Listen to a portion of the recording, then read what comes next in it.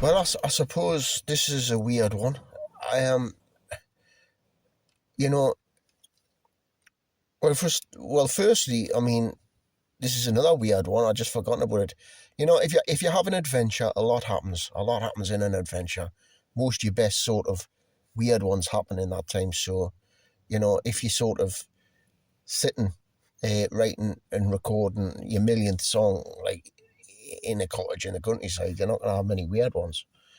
But um, I just forgot there. Sort of forgotten. I went to. I've been to Gracelands, Elvis Presley's house. So Elvis Presley was in Gracelands like for a long time. It wasn't just one of his many houses. And actually, Gracelands, the house itself was just like a massive bungalow. It wasn't like and even it was just like a sort of bungalow house. Big. It's not big. I don't think it's open to the public now. But funny, I was just thinking about it, how I've been there, and I knew I'd been there, but what I kind of forgot about is not actually, I've actually been in his living room, because there was a tour. You get a tour guide, because I just remembered I started to take photographs, and the guy got and say, sorry sir, you can't take photographs, uh,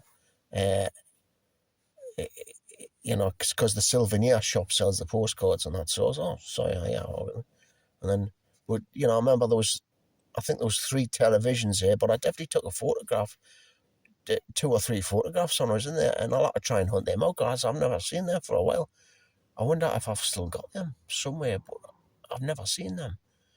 But, no, which is weird. That's weird, where them photographs gone. I mean, surely I wouldn't have deleted them years ago for not being that interesting. I mean, that's Elvis Presley's living room. Weird. So I have a walk around, through Elvis's living room, right? And then you go this is in 1997 when I'm traveling the States with my mate Steve. We're on a road movie. And then, there's a garden bit at the back, and it's where Elvis's grave is. And so I've just stood and looked at the grave and that. I just forgotten that I'd went inside the house. It's pretty mad. Like, I picked up a bit of gravel. Steve was the big Elvis fan. I mean, I think Elvis is the king, obviously. Just, for me, it's the Beatles. Steve was more in it. So I picked up and then like the next day, I says, look at this, Steve. And he was, oh, fucking hell, I wish I'd done that. Because it was a piece of gravel from the... So I carried that piece of gravel around with us for about fucking 5 months.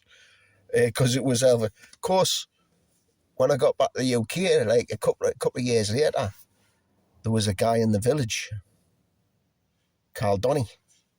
Donny thought he was Elvis, and he would like do the lip, and he would sing, and like he was a wannabe Elvis impersonator. So one day I came down with this into the bar with this little stone. I say, it's Donny. You never guess where this has come from. This is from the drive of Elvis's house, Gracelands. I picked this up when I was there. This is piece of Elvis's driveway. Of course, Donny's like, well, it could be any piece of gravel. I says, no, but it is. This is from the driveway. He's like, sure it is, yeah. So obviously in that moment I realised it was worthless. I carried it around for fucking all that time, hitchhiking all our fucking estates, and I carried this weight for any reason. And I probably just threw it in the back garden. So the main weird one, it is a bit weird, like, when we did go to the States, we got off the plane. So we got the plane from Manchester Airport, is Air India. I knew it was Air India because the plane windows, plane was shaped like a fucking tandoori, you know. I mean, Steve looked at each other and went, fucking hell, and they won it. It was cheap, you know. But they did serve up a nice curry. So, Manchester to New York. We arrives in New York on a night. It's dark. No, it wasn't dark, but it was getting dark. So we got into the centre of New York, and we found a hostel just as it was just getting properly dark, and we're kept in this hospital, obviously jet lagged, completely wrecked, and woke up the next morning completely refreshed. And Steve says, "What are we going to do?" I says, "Right," I says, "we're going into Central Park." I says, "We're going to the Dakota Buildings." He says, "What's that?" It's where John Lennon lived with Yoko, and I think she still lives there. I says, "We're going in there."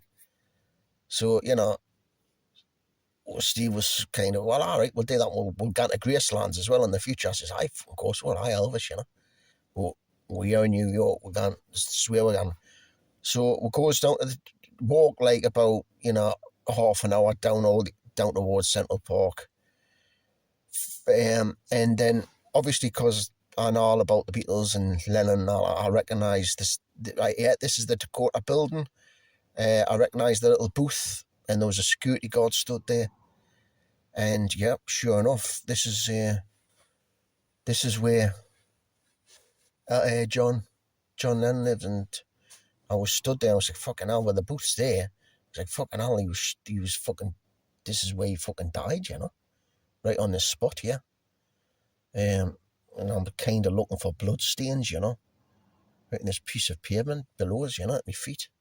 It was right at the entrance, and just fucking hell.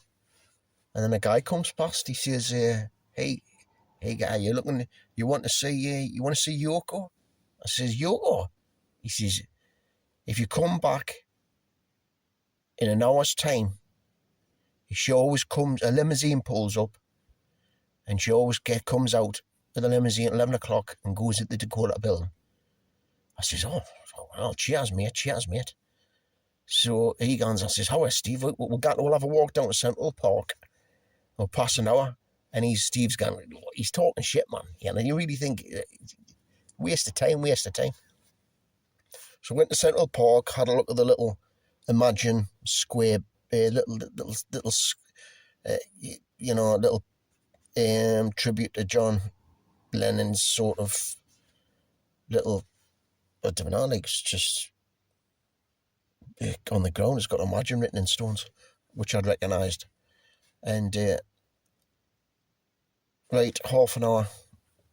So we went back up the Dakota Building, stood there, and then a limousine pulls up, and Yoko Ono gets out, fucking with this sort of that woman, the Japanese woman, probably just a friend.